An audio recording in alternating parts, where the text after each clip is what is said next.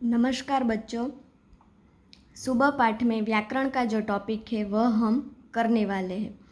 तो यहाँ एक चित्र दिया गया है और इसका वाक्य में प्रयोग नीचे हुआ है। तो यह मैं आपको पढ़कर बताती हूँ ताकि आपको पता चले कि यहाँ कौन सा व्याकरण का टॉपिक है वह आज हम पढ़ने वाले हैं। यहाँ जो चित्र दिया गया है उसका नीचे वर्णन किया है। तो यह एक सुंदर चित्र है। आसमान में काले काले बादल छाए हैं। कुछ छोटे बड़े पेड़ हैं। ऊंचे पेड़ पर सुंदर फल लगे हैं। नदी में बहुत सा पानी है। पानी में रंग बेरंगी मछलियाँ हैं। नदी के पानी में कमल के 3 सुंदर फूल हैं।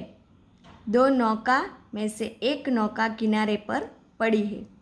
सफ़ेद बकरी हरी घास खा रही है। ग्वाला के हाथ में लंबी लाठी है। तो बच्चों, यहाँ चित्र दिया गया है और इस चित्र का वर्णन किया है, लेकिन आपको अपनी टेक्स्ट बुक में दिखाई दे रहा होगा कि यह जो चित्र दिया गया है उसका वर्णन किया है। तो यहाँ कई शब्द ऐसे बताए गए हैं जो डार्क है, यानी जो शब्द दिए गए हैं वो स्पष्ट हमें दिखाई देते हैं कि दूसरा शब्द से उसे अलग करने की कोशिश की गई है। यहाँ जो दिया गया है यह एक सुंदर चित्र है। तो यहाँ सुंदर को डार्क अक्षर में लिखा हुआ है कि ये चित्र है लेकिन कैसा है, सुंदर। इसी तरह दिया गया है आसमान में काले काले बादल छाए हैं। बादल तो है लेकिन कैसे हैं, काले काले। कुछ छोटे बड़े पेड़ हैं। ऊंचे पेड़ पर सुंदर फल लगे हैं।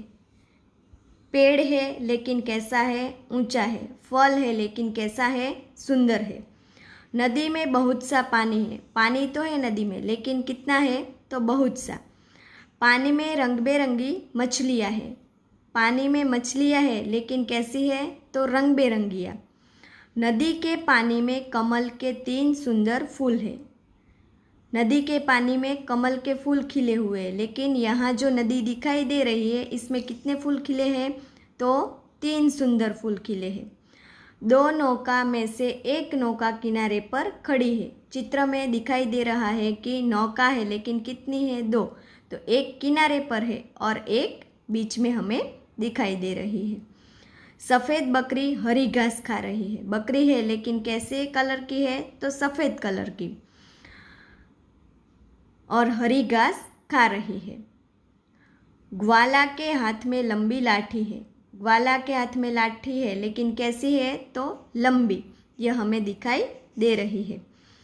तो यहाँ उदाहरण दिया गया है कि ग्वाला के हाथ में लाठी है और नीचे दिया गया है कि ग्वाला के हाथ में लंबी लाठी है, यानी कि यहाँ बताया गया है कि लाठी है लेकिन कैसी है, तो लंबी।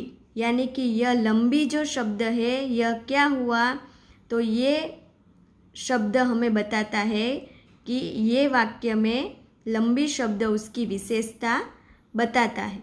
तो बच्चों, इसके द्वारा आपको पता चला होगा कि आज हम विशेषण जो है वह पढ़ने वाले हैं, यानी कि व्याकरण का जो टॉपिक है विशेषण, वह आज हम पढ़ेंगे। यहाँ जो आपको चित्र दिखाई देता है, अलग अलग 4 चित्र दिए गए हैं। तो ये चित्र क्रमशः नाक, बादल, उंगलियाँ और वर्षा के हैं, वह आपको यहाँ दिखाई देता है। तो यहाँ जो है नाक, बादल, उंगलियाँ और वर्षा, ये शब्द क्या है, तो ये शब्द है संज्ञाएं। तो बच्चों, हम पहली इकाई में पढ़ चुके हैं कि संज्ञा किसे कहते हैं। आपको याद है कि संज्ञा किसे कहते हैं? चलो पहले आप याद करो और सोचो कि संज्ञा किसे कहते हैं। तो आपने सोच लिया होगा, तो मैं आपको बताती हूँ कि संज्ञा जो है वह किसी व्यक्ति, वस्तु, स्थान या भाव को प्रकट करने वाले शब्दों को संज्ञा कहते हैं। किसे कहते हैं? तो किसी व्यक्ति, वस्तु, स्थान या भाव को प्रकट करने वाले शब्दों को संज्ञा कहते हैं। तो यहाँ जो दिए गए हैं, नाक कैसी है, तो यहाँ आपको ये चित्र में दिखाई देती है। नाक कैसी है? तो यहाँ नाक लंबी है। बादल कैसा है? तो कैसा है बादल? काला। उंगलियां कितनी है? तो यह चित्र में आपको दिखाई देती है। कितनी उंगली है? 5। वर्षा कितनी है? तो वर्षा को हम गिन नहीं सकते, इसलिए कितनी दिखाई देती है? तो हम इसको लिख सकते हैं अधिक वर्षा है। तो लंबी शब्द नाक की विशेषता बताता है। काला शब्द बादल की विशेषता बताता है। 5 शब्द संख्या सूचित कर उंगलियों की विशेषता बताता है। और अधिक शब्द मात्रा सूचित कर वर्षा की विशेषता बताता है। इस प्रकार लंबी, काला, 5 और अधिक ये शब्द संज्ञा की विशेषता सूचित करते हैं। तो विशेषण किसे कहते हैं? तो संज्ञा की विशेषता बताने वाले शब्दों को विशेषण कहते हैं। किसे कहते हैं? तो संज्ञा की विशेषता बताने वाले शब्द को विशेषण कहते हैं। फिर से बता देती हूँ कि विशेषण जो है संज्ञा की विशेषता बताने वाले शब्द को कहते हैं। ये चित्र में भी हमने देखा था कि यहाँ लंबी शब्द जो है यह लाठी की विशेषता गुण सूचित करता है। उसी प्रकार काले काले, छोटे छोटे, ऊंचे, सुंदर, बहुत सा, रंग बेरंगी, 3 आदि शब्द किसी न किसी संज्ञा शब्द की विशेषता सूचित करता है। इसीलिए संज्ञा शब्द की विशेषता बताने वाले ये शब्द को विशेषण कहते हैं। विशेषण के प्रकार है, तो यहाँ विशेषण के 4 प्रकार दिए गए हैं। उसके बारे में मैं आपको बताती हूँ। गुणवाचक विशेषण, संख्यावाचक विशेषण, परिमाणवाचक विशेषण और सार्वनामिक विशेषण। तो पहला जो दिया गया है वह है गुणवाचक विशेषण। तो गुणवाचक विशेषण किसे कहते हैं?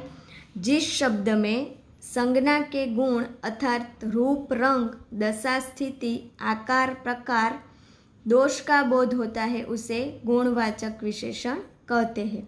किसे कहते हैं? तो रूप, रंग, दशा, स्थिति, आकार, प्रकार और दोष का बोध होता है तो उसे गुणवाचक विशेषण कहते हैं। यहाँ उदाहरण दिया गया है, वह मैं बताती हूँ ताकि आपको पता चलेगा कि किसे गुणवाचक विशेषण कहते हैं। लाल टोपी, टोपी तो है लेकिन कैसी है?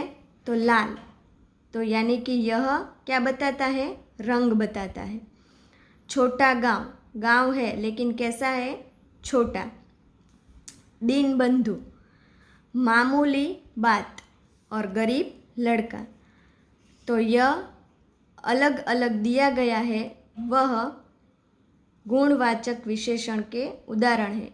इसके द्वारा आपको पता चलेगा कि गुणवाचक विशेषण किसे कहते हैं।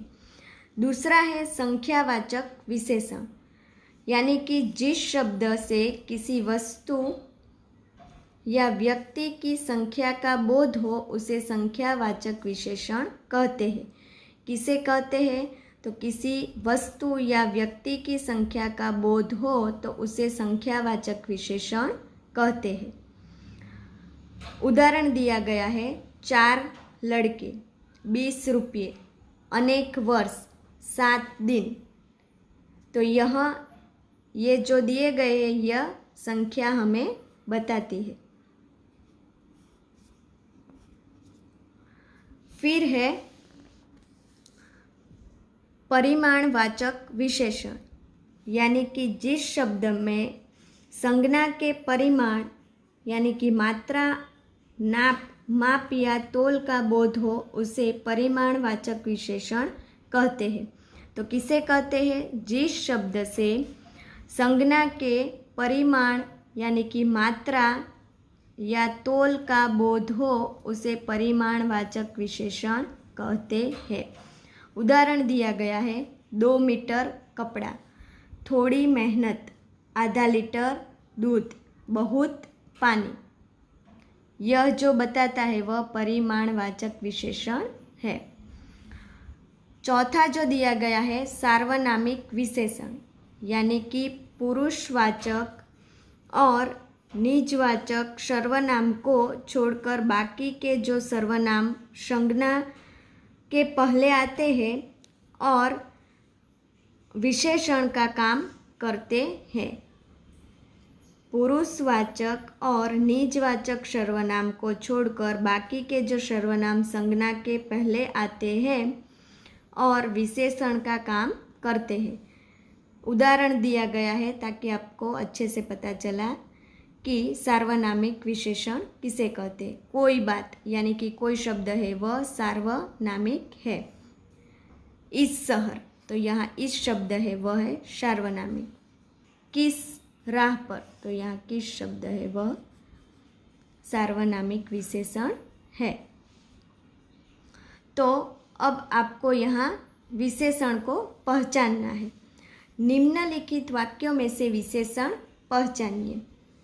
पहला जो दिया गया है उदाहरण, रेशमा हिम्मती लड़की है, तो यहाँ मैंने किस शब्द के नीचे अंडरलाइन किया है?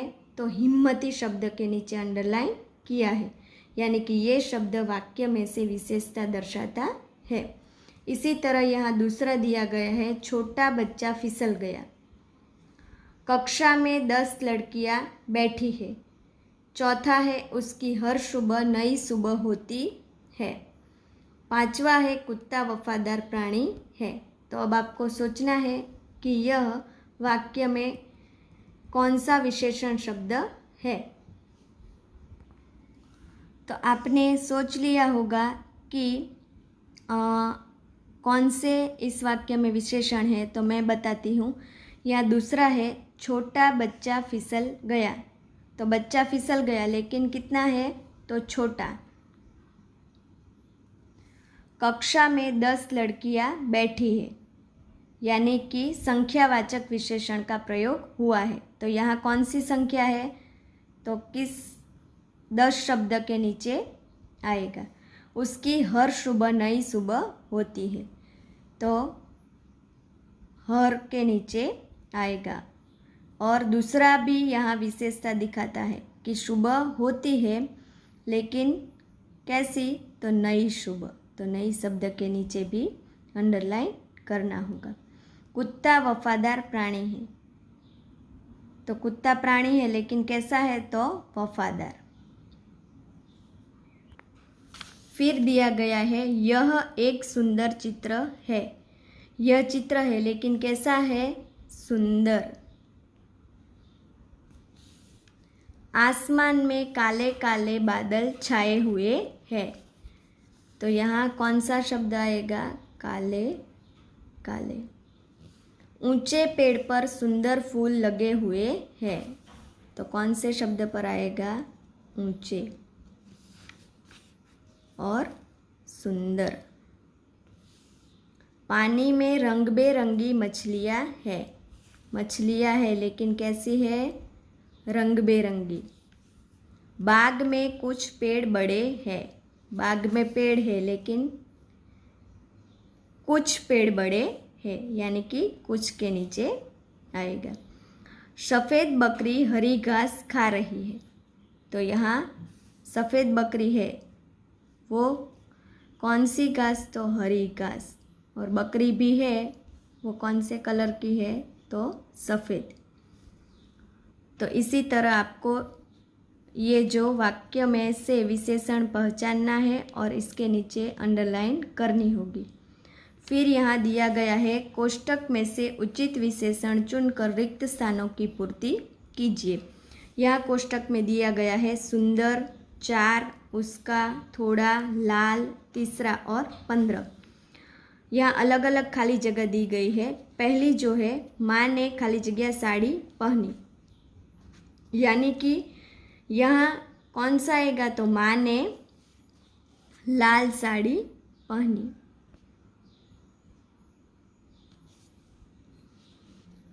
दूसरा है खाली जगह दूध ढुलक गया, तो क्या आएगा? थोड़ा दूध ढुलक गया।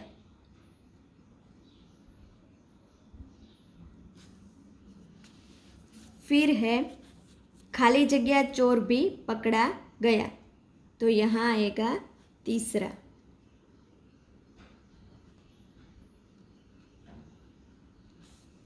वह सीता है और वह खाली जगह भाई है, तो वह सीता है और वह उसका भाई है। रवि ने खाली जगह कविता सुनाई, तो क्या आएगा? रवि ने सुंदर कविता सुनाई। आज खाली जगह अगस्त है, तो आज 15। प्रत्येक ऋतु में खाली जगह महीने होते हैं, तो हर ऋतु में कितने महीने होते हैं? तो 4। तो बच्चों, अब आपको इसे अपनी नोटबुक में स्वच्छ और सुवाच्य अक्षर में लिखना होगा और याद भी रखना होगा।